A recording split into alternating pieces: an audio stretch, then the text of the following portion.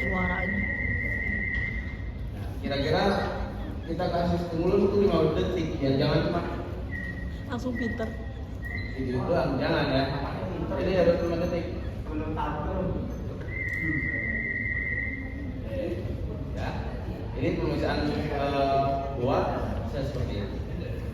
Ya, kalau misalkan VRA ya tambahin aja. VRA misalkan ada monitor, ya, misalkan dia nengok. Nah, kita kasih gambar apa, kuda atau jerapah atau apa gitu. Ibaratnya itu remote hadiahnya gitu. Nanti kalau misalkan kita mau melakukan ini benar nggak responnya gitu, ya kita nggak usah kasih bunyi aja dulu gitu, kita amati gitu. Kalau dia nggak diamati, dia nengok, oh ya berarti dia kurang bagus responnya gitu. Ya, jadi harus itu harus juga amati juga. Nanti kalau misalkan di 90-80 dia nggak respon, ya kita turunkan gitu kan 70 boleh.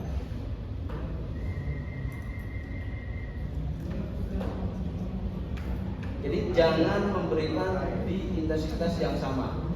Misalkan 60 kagum lagi 60, jangan gitu.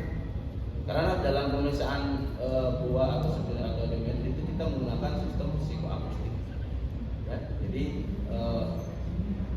ada manusia atau orang atau anak dia suka bunyi yang keras. Ada yang nggak suka. Ada yang dia suka lebih pelan. Jadi itu psikoakustik itu naik turun. Jadi kalau 60 dia dengar, makanya kalau misalkan nggak dengar, ya kita tambahin.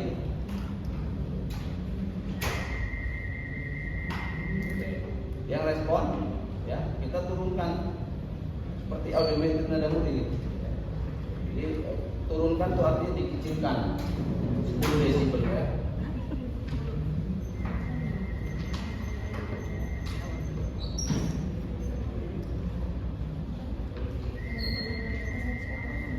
Jadi kalau kita melihat penguji kedua, kalau anak itu menimbulkan ekspresi atau respon, dia akan kasih tanda. Ya terserah tandanya mau ini atau yang apa gitu. Jadi yang penting kita koordinasi dengan baik.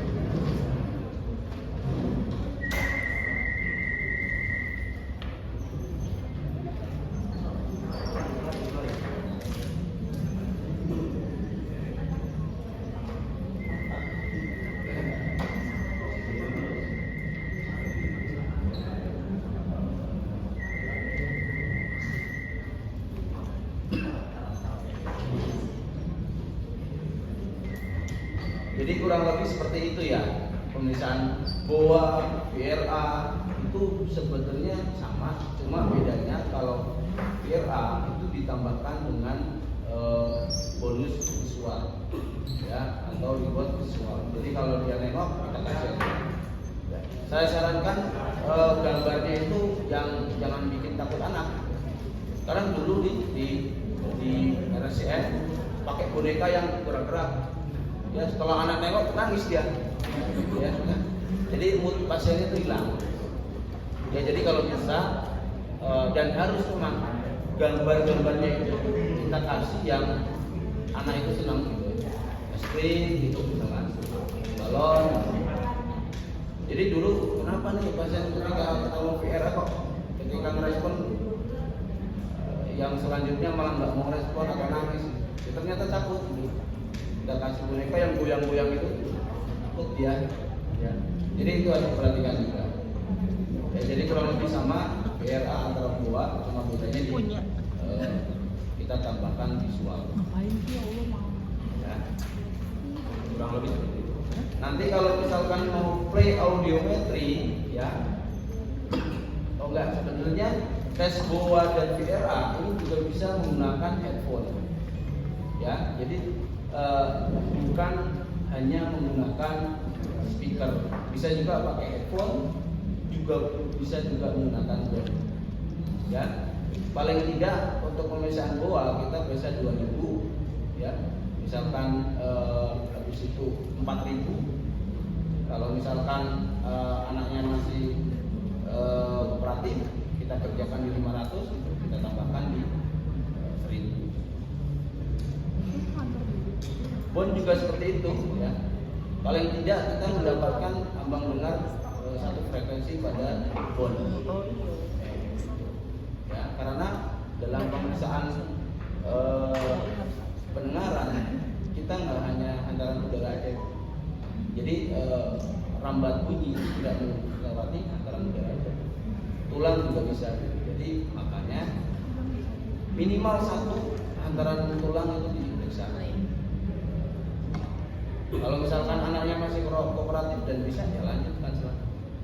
Karena kalau bisa kita mendapatkan gambaran hasil pemeriksaan yang subjektif, tentunya yang menggambarkan kondisi yang apalagi kalau subjektif itu, kalau menurut saya itu lebih terpercaya. Saya lebih percaya dengan pemeriksaan subjektif karena dia lebih menggambarkan masing-masing frekuensi pendengaran 500 sampai 4.000 atau 8.000.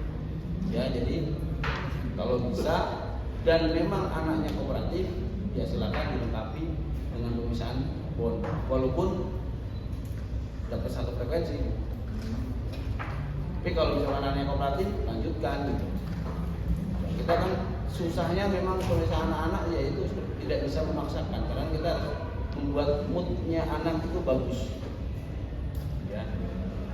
Jadi saya ulangi, ketika melakukan pemeriksaan BOA, VLA atau segala macam apa gitu yang subjektif, jangan hanya menggunakan hantaran udara aja. Tulang juga harus kayak sertakan. Paling tidak satu frekuensi, paling tidak, ya. Karena itu bisa membantu nanti dokter untuk melakukan analisa. Ya, makanya dalam pemeriksaan ini tidak bisa berdiri sendiri. Paham ya? Itu ya, nanti teman-teman bisa mencoba. Nah, kita sekarang coba melakukan pemeriksaan play audiometri. Ya. Jadi kalau play audiometri kita bisa lakukan dengan headphone juga, dengan speaker juga, dengan PC juga bisa. Tentunya anaknya juga harus kooperatif, ya. Artinya kooperatif, anaknya tuh bisa tahu perintah. Kita coba pakai headphone dulu ya.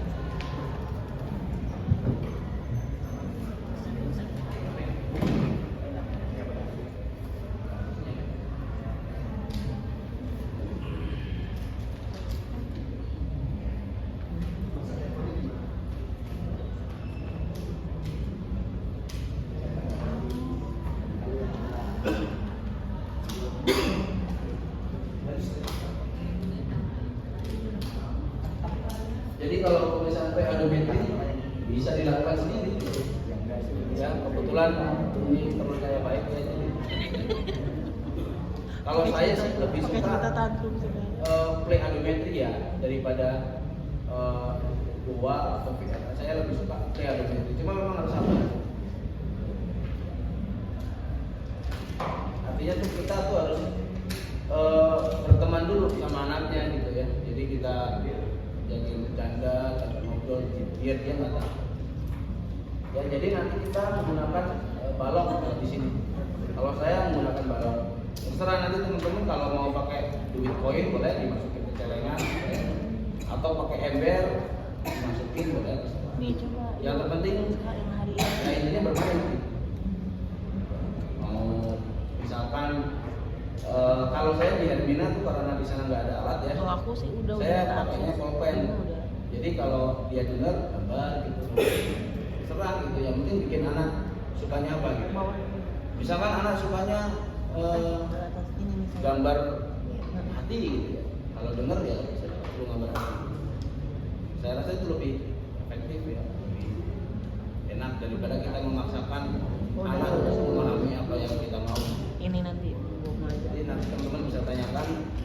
kesukaannya gitu.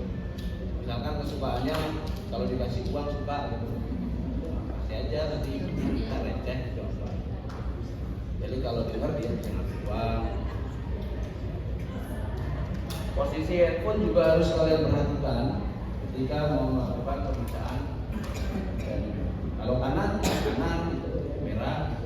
Kalau kiri ya biru. Ada yang hitam gitu. Mungkin kalau di Australia atau di mana beda warnanya, terserah gitu. Mungkin kalau di Indonesia merah ya kanan, biru gitu. Oh sama ya. Sama ya. Barangkali ya gitu. Jadi kita ngikutin aja gitu. Ya, jadi awal pertama kita kasih simulasi yang tes yang besar juga supaya lebih enak. Ya, jangan kenceng-kenceng ini, pelan-pelan aja ya.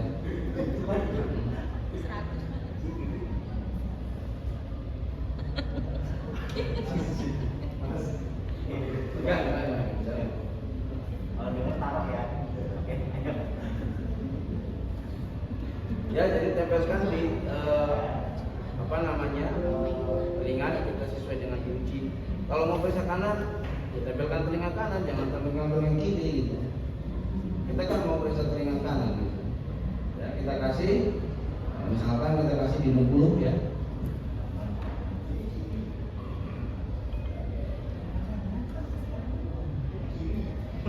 Balik enggak ini lebih.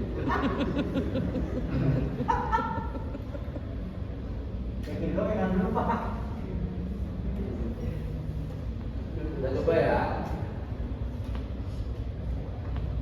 Jadi kita juga harus mencontohkan ya. Pemeriksa itu juga harus pakai gitu. Ya, misalnya kita kasih gini ya.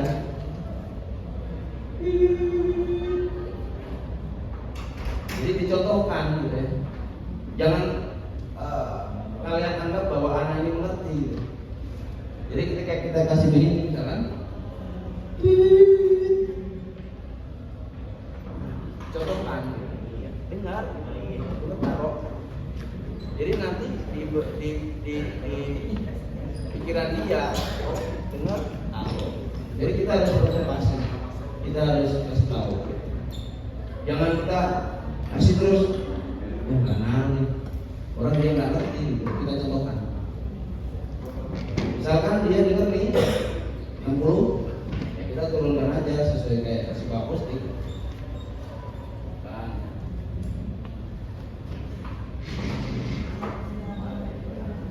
Kita kasih bunyi lagi, ya.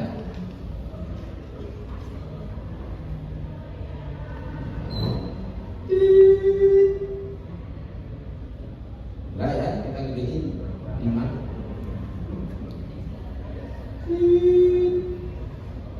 Ya, kita gedein lagi.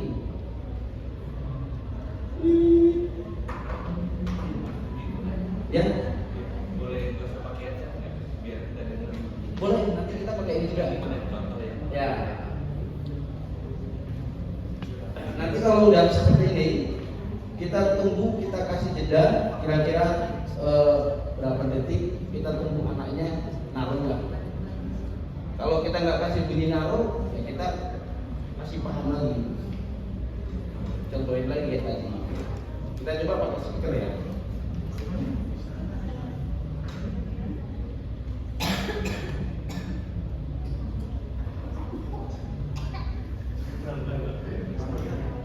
Benar.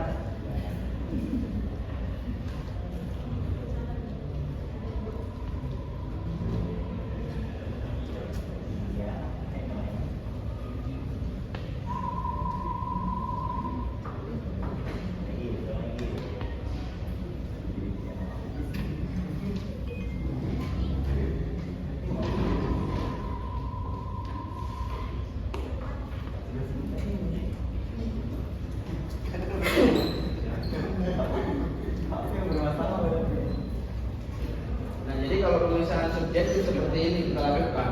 Kita harus sering-sering konfirmasi. Jadi benar nggak sih ya responnya? Misalkan kita berhenti dulu, ternyata oh ini nggak dikasih bunyi, dia nggak naruh, ya kita lanjutkan. Jadi jangan cuma lakukan di awal-awal aja. Di awal kita lakukan, nanti di tengah-tengah kita lakukan juga gitu. Jadi untuk memastikan bahwa dia masih konsisten.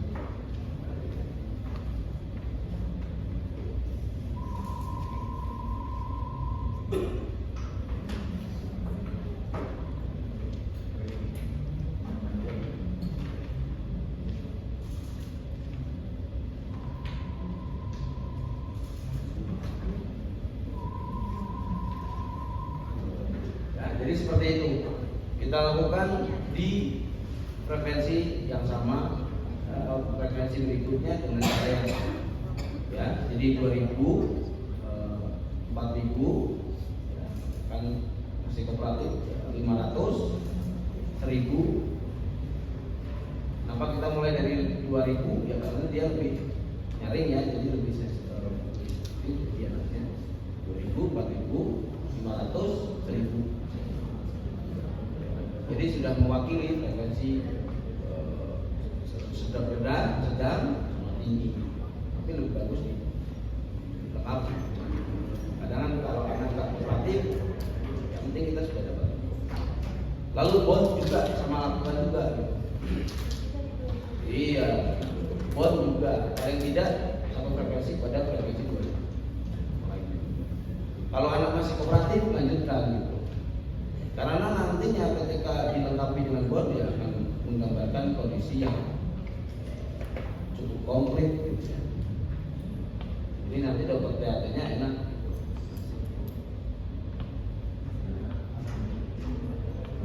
Ya. Nah ini ketika bond ini ketika kalian mau lakukan ketika mendapatkan ambang dengar lebih dari 25. Kalau antaran udaranya tadi kita pakai speaker, pakai headphone 30, 40, ya silakan boleh lakukan. Tapi kalau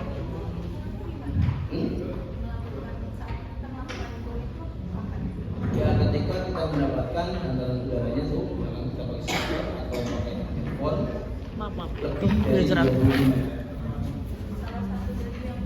Enggak, semua. Jadi bukan satu frekuensi, karena kita berbicara frekuensi kebenaran gitu. Jadi bukan seperti OAE yang berdiri masing-masing frekuensi. Tapi kalau Alhamdulillah ada murni itu berdiri bersama. Jadi misalkan rata-rata 40 nih, ya silakan bond itu wajib.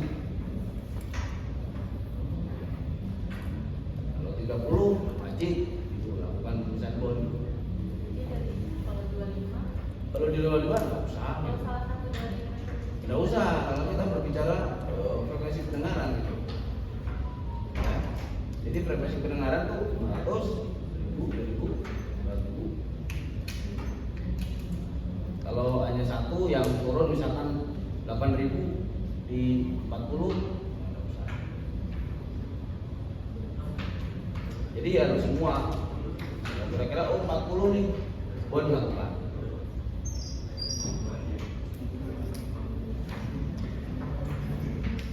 Paham ya? Ada yang mau ditanya sebelum nanti kalian mencoba? Ada yang mau tanya? Kurang lebih sih sama, cuma beda-bedanya itu gua sama PLA sampai apa? Yang monitor itu untuk remote-nya.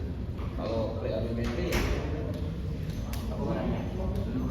Kalau misalkan pakai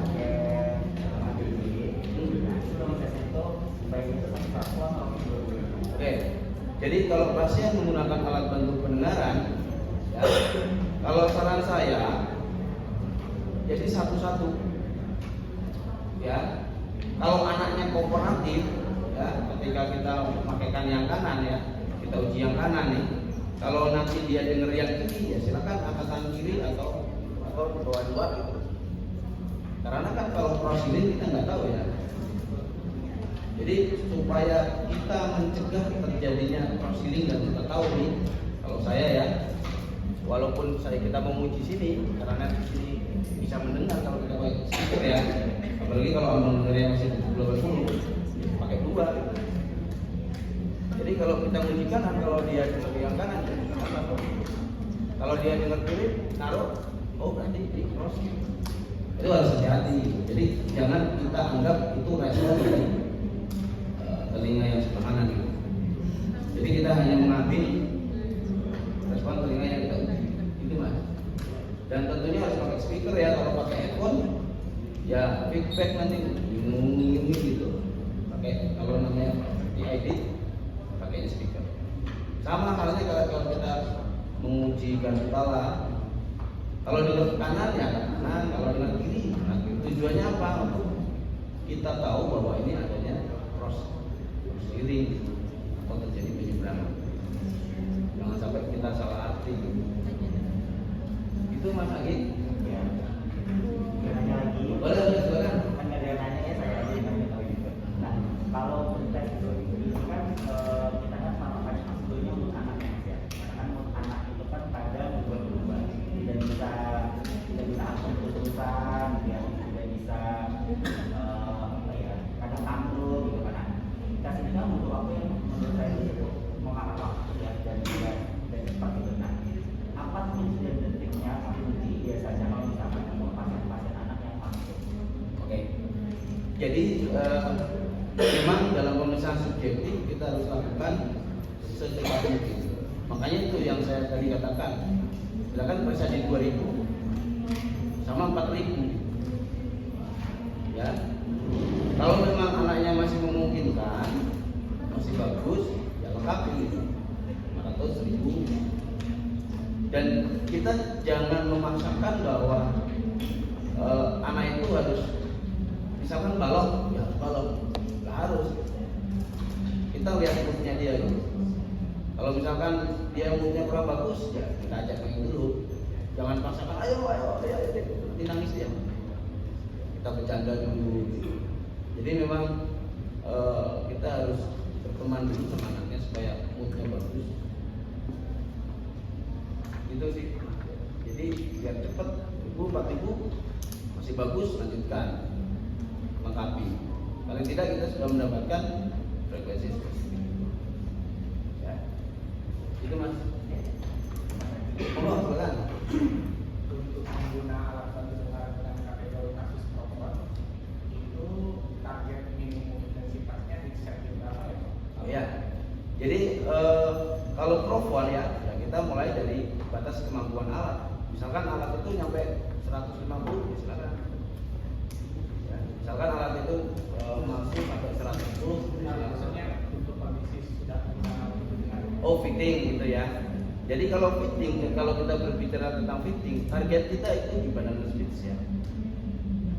Jadi fitting target kita harus ada di banana split. Bahkan kita kalau bisa lebih bagus dari banana split. Jadi lebih bagus lagi. Target kita situ karena kalau kita melihat banana split, situ ada namanya huruf. Misalnya frekuensi ada berapa, 2000 ada 1000 ada berapa, 2000 ada berapa, sampai 8000 ada berapa. Kan target kita seperti itu. Target kita kan kalau pemakaian alat bantu dengar anak bisa ngomong. Kalau anak nggak bisa dengar K, ya mana bisa dia bilang katak gitu. Kalau anak nggak dengar huruf S, biasanya dia bilang susu gitu. Jadi target kita harus ada di banana split. Bahkan kalau lebih baik lagi harus lebih di atasnya banana split. Apa itu namanya? Mungkin yang di center lebih tahu gitu. Gitu kan? katakan intensitasnya dari kalau dari badan bisa sekitar 30 hari. Boleh. Kan untuk pengguna alat bantu dengar nanti biasanya pemeriksaan kan menggunakan speaker Pak. Dan persyaratan ruangannya berapa? Ya 35 kurang. Kalau misalkan dia dapat ruangan 35, kemudian intensitas yang dibutuhkannya itu di 30, masih memungkinkan atau tetap dibatasi nanti di 40 saja? Oh masih. Tapi kan jarang ya namanya diedit kan ya. Itu jarang sampai 15, 20 ya jarang. Tapi kalau bisa ya silakan. Ya. Tapi kan kalau kita berbicara target, banana speed target kita. Kalau misalkan FFT untuk kita masih 40-50, silakan direvisi lagi kalau bisa. Tapi kalau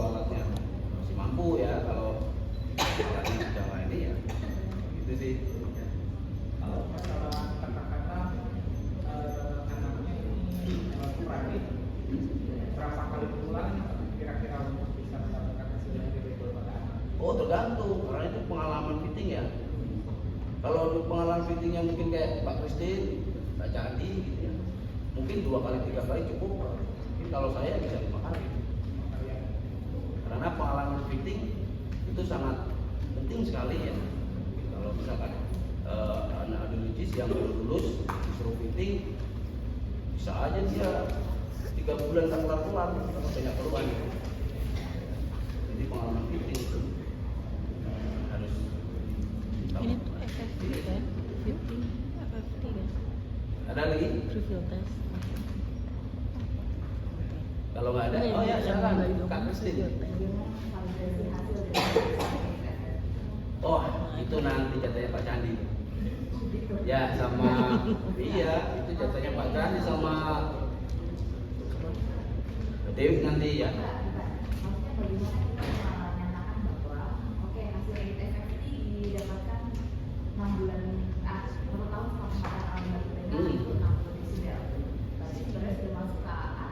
Keliling. Oke, lalu bagaimana kita memvalidasinya bahwa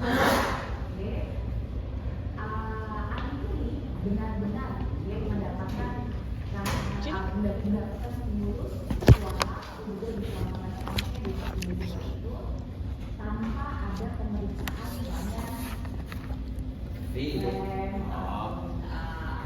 yang bagaimana kita mengatakan bahwa oke ini ada dibawa ke salah ke kata A, informasi A, ke A, ini dapatnya bahwa ini benar hasilnya yang banyak ya edit efeknya di mana-mana. Nah, bagaimana kita sebagai seorang audiologis tentunya ya memastikan juga ya kita kan cuma satu aja ya, tapi ada lagi yang lainnya yang kita tulisnya itu kita kasih bahwa ini kita percaya hasilnya juga ya masa juga akan sesuai dengan apa yang dia dapatkan dari Mungkin kalau itu kita harus kolaborasi dengan telah bicara ya. Iya, kita misalkan dia telah bicara, misalkan dia bisa belum bisa huruf S atau apa. Oke, selain kita sendiri sebagai audiologis. Oke, mungkin itu kalau saya belum begitu tahu ya tentang perabidian ya, karena kalau ini hands on ini. Audiologis saja, iklan, ABD ataupun juga ya iklan, ABD ataupun wujud yang lainnya, pokoknya alat dari pendengar. Memastikan bahwa kita sebagai audiologis ini hasil yang kita edit juga. Tidak berjalan sampai nanti udah kita bisa bilang semuanya, udah 40 desibel nih edit-editnya. Nanti orang mulai komplain, kok anak saya dipanggil-panggil sama oleh kok belum ada suara sama sekali yang keluar dari anak saya. Oh, mungkin kita harus cek persepsi ya, persepsi pemahaman atau mungkin senior-senior saya bisa menjawab ya. Kalau setahu saya sih ya kolaborasi dengan Kapis ya, terus dengan evaluasi yang cukup ya, itu bisa membantu ya. Kalau tahu saya ya, tapi kalau mungkin teman-teman senior saya ada yang boleh bantu menjawab, monggo. Berarti sekalian lanjutkan juga untuk yang pengguna alat bantu dengar khususnya ketika melakukan efektif, ada perbedaan konsep respon yang didapatnya? Karena kan kalau untuk yang sebelum pengecekan awal ataupun tidak menggunakan alat bantu dengar, ini kan yang dicari adalah gambaran mendengarnya. Tapi kan kalau misalkan setelah menggunakan alat bantu dengar, mendengar kan tetap katakan di kasusnya status tetap status. Ketika di FFP konsepnya apakah ambang dengar baru ataukah minimum respon yang didapat untuk mengkonfirmasi tertentu, katakan tadi 60 berarti mengkonfirmasi respon di 60, kalau respon di 40 berarti mengkonfirmasi bahwa 40 desibelnya masih bisa dengar, ataukah itu menjadi acuan untuk ambang dengar? Jadi FFT itu bukan suatu acuan sebenarnya ya, jadi prediksi gitu ya. Jadi kalau setahu saya ya, itu prediksi untuk kita melakukan evaluasi. Jadi bukan jadi tetapnya segitu. Karena kan pendengar itu bisa banyak menurut saya itu modalitas bukan tetap ya, prediksi. Kalau menurut saya itu.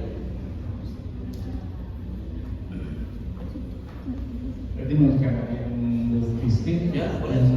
apa namanya, bagaimana dia nanti mau validasi, apakah memang harus ganti tempat, kalau selain dari konfirmasi ke pihak aplikasi ya, tapi kan tidak habilitas tidak terapi, gimana tuh kalau misalkan kita disodorkan data NFT ID-nya 50 misalkan atau 40, tapi kasusnya 100 di situ, bahkan dari kita sempat minta hasil bimbingannya pun, dari bimbingannya memang outputnya dan nyampe 100.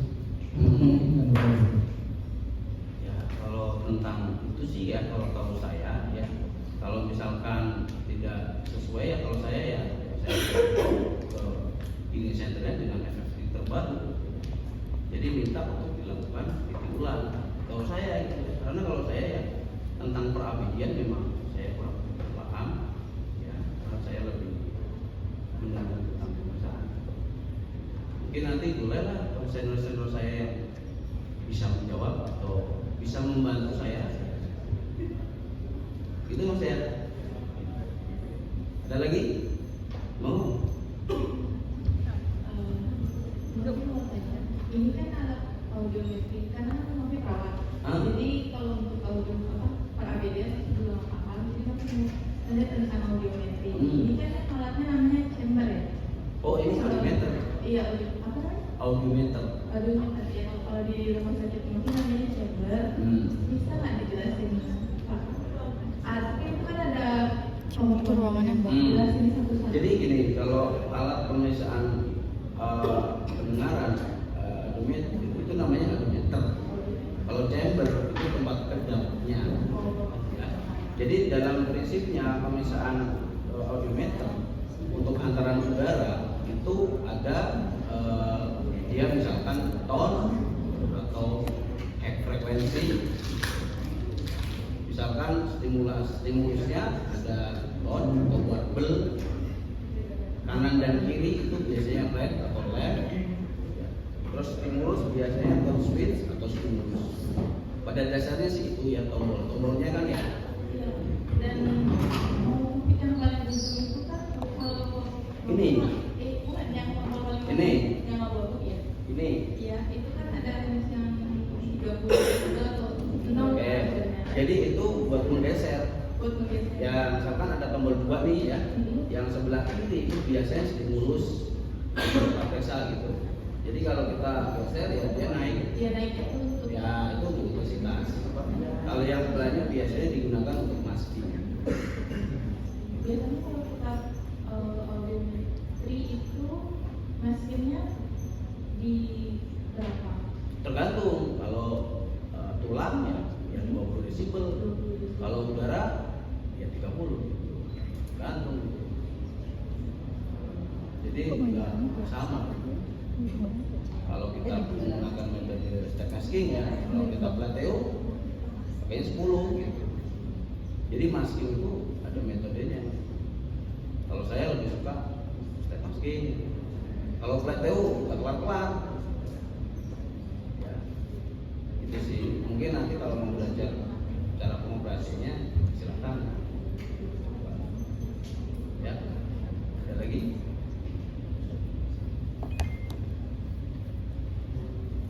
Ada?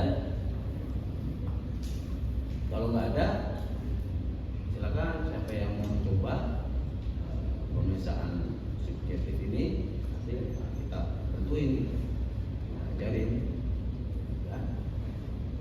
Boleh? Mau mencoba? Nanti untuk pertanyaan masnya sama Mbak Christine mungkin nanti saya tanyakan dulu ya ke senior saya, karena saya belum begitu paham tentang alat pendengaran, gitu ya.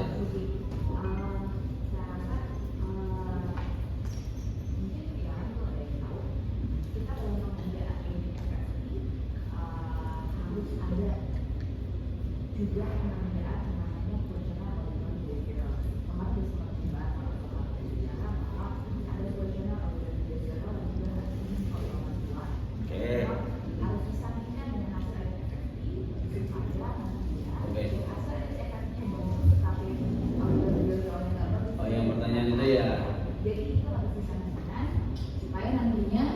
jelas, dan juga kita sebagai seorang biologis punya hasil yang nggak cuma bergantung kepada taraf psikologi, walaupun juga harus ada kolaborasi. Tetapi itu juga harus dilakukan oleh kita sebagai biologis, walaupun memang question itu masih semua dalam bahasa Inggris. Nah ini mungkin tugasnya dari OP ataupun kolegium untuk kita bisa menentukan mana sih question yang kita gunakan, lalu juga dialih bahasa ke bahasa Indonesia supaya nanti bisa digunakan di kita juga ataupun juga di kalangan mungkin hearing aid consultant atau hearing center lain, supaya nantinya hasil pemeriksaan apalagi ini evaluasi rehabilitasi pendengaran untuk anak baik dengan alat penggerak IPA itu bisa evaluasi dengan baik. Oke, terima kasih Kak Christine. Ini yang kemarin sempat saya tanya ya Mbak Dewi ya, karena mungkin kemarin itu tugas saya hanya melakukan suatu pemeriksaan ya, jadi bukan sebenarnya kemarin mau saya masukkan ya, mau tanya-tanya juga, cuma mungkin enggak lah, karena kita berbicara bersama. Tapi sangat terima kasih sekali sudah mengikatkan lagi nanti saya. Pemeriksaan hasil tidak itu yang harusnya teman-teman polisi dia bisa paham supaya nantinya ada basic dari pemeriksaan ini. Oke, terima kasih Kak Christine. Ini Kak Christine senior saya. Ada lagi? Kalau nggak ada, boleh praktek. Keburu selesai nanti. Karena kan pada mau jalan-jalan kan, Monas gitu kan, ya. Mau ke Gambir gitu. Ada yang mau ngerasain kerak telur gitu kan, ya. Ayo silakan kalau yang mau praktek. Monggo. Monggo Mas Pandu atau Mas Agis boleh kembali. Terima kasih banyak. Silakan.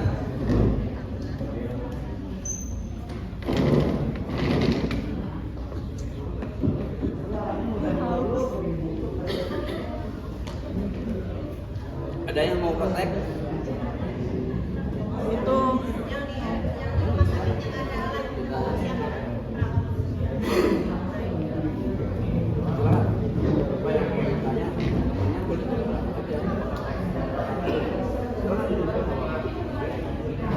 Mal punya ini amplifier speaker. Punya lah. Hah? Kalau beli di mana? Kan yang Enggak, kecil lu lah. beli di mana? Beli aja speaker biasa, ntar tinggal setting. Oh bukan kayak misalnya di HP di mana gitu? Di mana?